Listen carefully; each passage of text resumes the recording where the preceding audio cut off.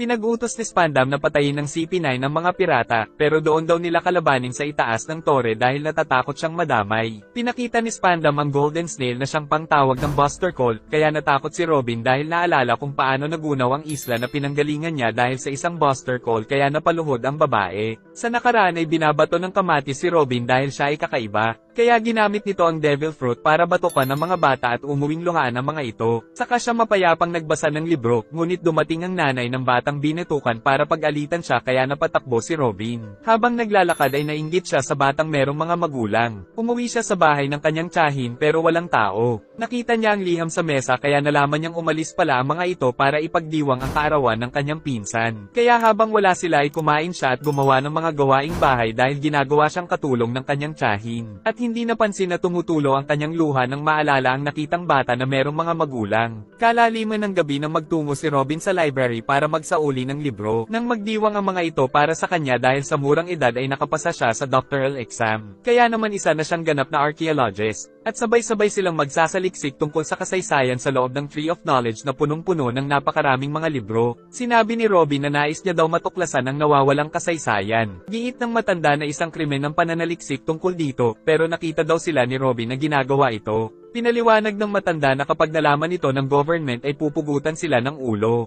Ngunit napatakbo na lang si Robin dahil sa kalungkutan. Tapos napag-usapan nilang sinusundan nito ang yapak ng kanyang ina. Giit ni Clover na hindi maaari dahil ang nanay nito ay nahuli na ng Navy. Sumunod na araw ay nakita ni Robin ang isang giant na si Saul pero hindi siya natakot. At matapos itong uminom ay nakaramdam ito ng ginhawa. Sinabi ni Saul na nais niyang magtago sa isang isla na walang tao. Tapos naghihintay sa kanya ang bata kaya sinabing hindi siya aalis dahil injured ang paa. Saka sinabing kapag umuwi si Robin ay huwag sasabihin ang tungkol sa kanya. Pero hindi siya naniniwalang mananahimik ang isang bata. Giit naman ni Robin na hindi siya interesado sa giant, kaya natawa ng napakalakas si Saul. At natatawa si Robin sa uri ng pagtawa ng giant. Pinagtapat ni Saul na may naghahanap daw sa kanya kaya bawal ipagsabi ni Robin ang tungkol sa kanya. Kinain ni Saul ang binigay na tinapay ni Robin. Ngunit dahil masyadong maliit ay ibinalik ang isa sa bata dahil nakahuli naman daw siya ng malaking isda kagabi. Tapos umalis para ipagpatuloy ang paggawa ng bangka. Kinwento ni Robin na ang nanay niya ay umalis para magtrabaho, at gusto niyang magsaliksik ngunit ayaw siyang payagan ng matatandang archaeologist. Wala din siyang mga kaibigan dahil natatakot sila sa powers niya. Nagtaka siya dahil hindi natakot si Salt, sagot ng giant na marami na siyang nakitang kakaiba sa Grand Line. Naging magkaibigan ng dalawa kaya tumawa na rin si Robin ng katulad nito. Samantala ang barko ng government ay patungo pala sa kanilang isla para sa isang misyon tungkol sa mga archaeologist sa lugar. Makalipas ang ilang araw ay dumating ang isang babae. Kinabukasan sa bayan ay usap-usapan ng sinakihan niyang barko ng Navy.